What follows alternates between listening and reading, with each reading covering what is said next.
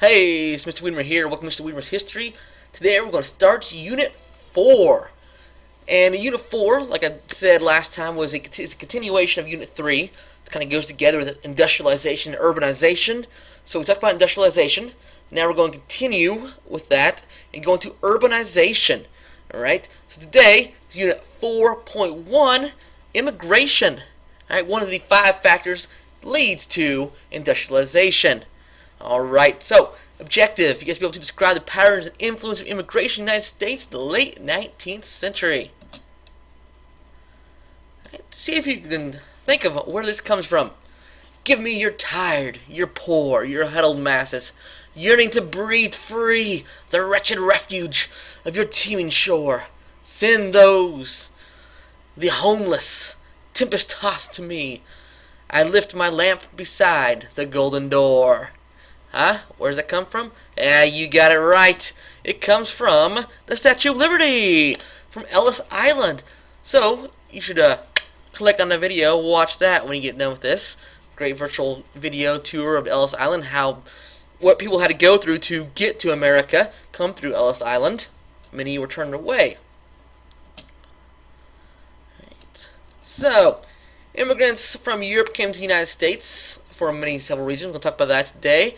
And they went into Ellis Island, but also many Asian immigrants from China and Japan are going to come through Angel Island in California.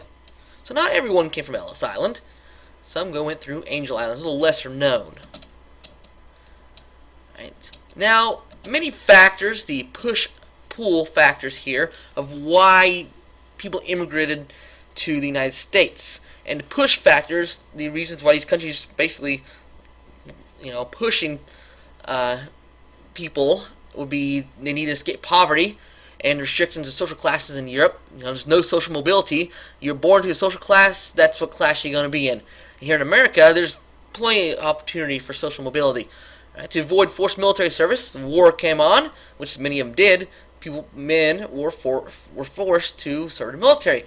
Food prices were high. There's famine and religious persecutions, primarily for Jews.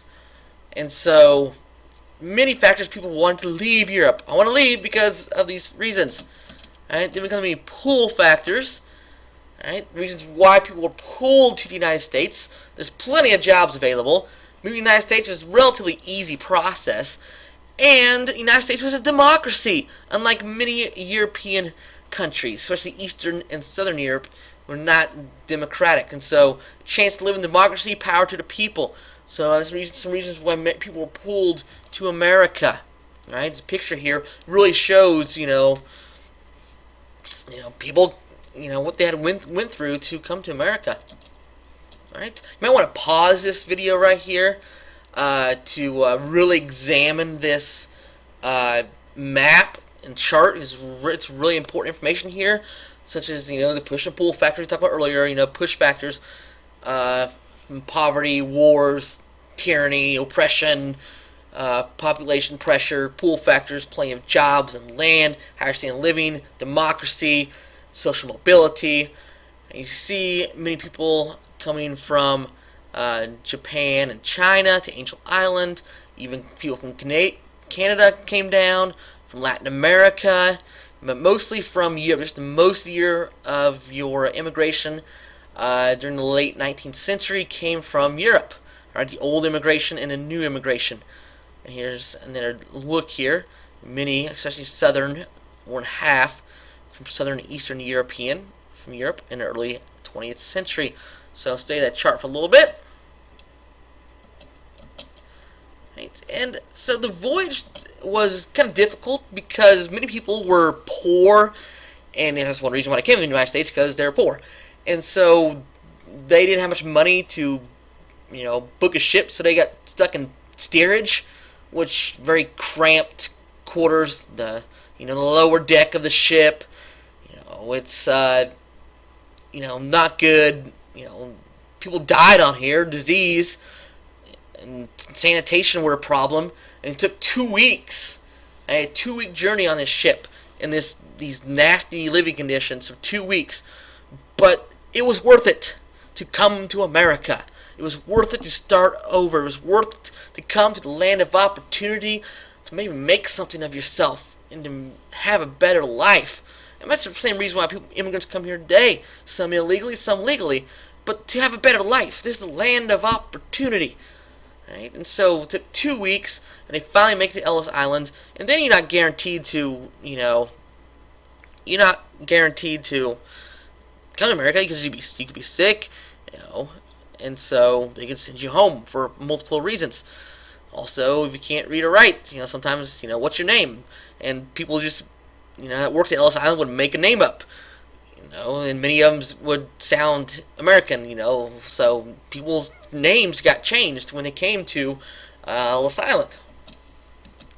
And by 1890s, immigrants made up large percentage of the population. Cities' populations grew rapidly because of immigration, such as New York, Chicago, Milwaukee, Detroit. Many immigrants came from Europe and moved into the big cities. That's where all the jobs were. So they're going to move into the cities. And next time we're going to talk about some of the problems that occurred with the moving into the cities. But many of them moved into the big cities. All right, we have a couple types of immigration. We have new immigration and old immigration. And so, first off, old immigration started in 1830s, 1850s. People from northern and western Europe, many from Ireland because of the potato famine, and potatoes the main ingredient in their food, and so in their diets, main ingredients are potatoes, and when you don't have that, you're going to starve. So they come to America. Many's going to settle in New York and Boston, hence the Boston Celtics, all right, from their Irish heritage from Boston. In 1840, a large number of Germans are going to come. Many German Jews are going to come. Yes, early as 1840s, we have Jews from Germany wanting to get away from persecution from over there. All right, 1850s gold rush, all right, in 1849, all right, Chinese immigrants came, and also they wanted to work on the railroad. They're going to come through Angel Island. All right, many Americans started resenting immigrants because they're different than us. They acted different. They smelled different.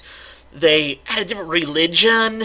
These people are just different. So we don't like people that are different. And so things are going to start changing around here. We start resenting all these immigrants coming into America. Sound familiar? Yeah. Still happens today, unfortunately. And now on to the new immigration. Right? After 1885, large numbers came from southern and eastern Europe. This is Italy, Russia, Poland, Austria-Hungary, majority from Italy. Then economic misfortunes, overpopulation. So things aren't going good in Europe. And so they're going to come move here to America. 1890, more than half of all immigrants came from southern or eastern Europe. Very important fact right there. All right, here's another chart you might want to pause and look over a little bit of where people settled. You see in the cities. Look at Irish in Massachusetts, Boston, New York, Germany, Irish, and they come and most of them work unskilled jobs or come and do the same thing that they did in Europe. Set up shop the same way they did over there. Some were successful, some were not. And many Jews came over here because they were being massacred in Europe. These pogroms, as this picture shows, these Jews being massacred. This is not a World War II problem. It's not a 20th century problem. This is a problem that's been plagued Europe for centuries. All right, you'll learn more about that in world history. But for centuries, the Jews, anytime something goes bad in Europe, the Jews are to blame. They're the scapegoats. All right, so the Slavs made up a third group of immigrants, and many Slavs came for political freedom. All right, most immigrants were poor, came to America to find a better life. All right, the labor is what made rapid industrialization in the U.S.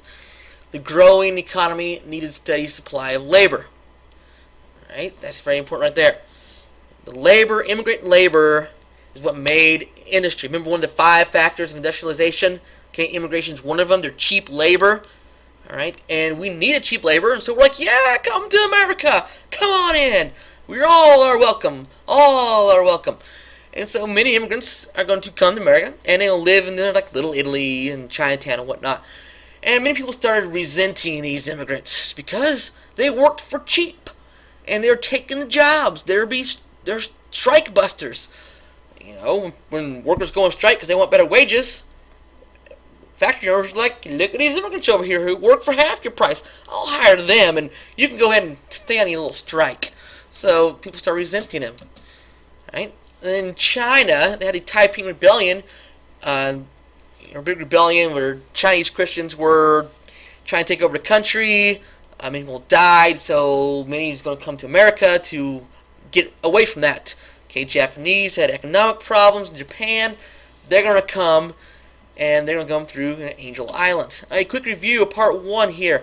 America is built on immigration. Many immigrants came from Europe and Asia for a better life.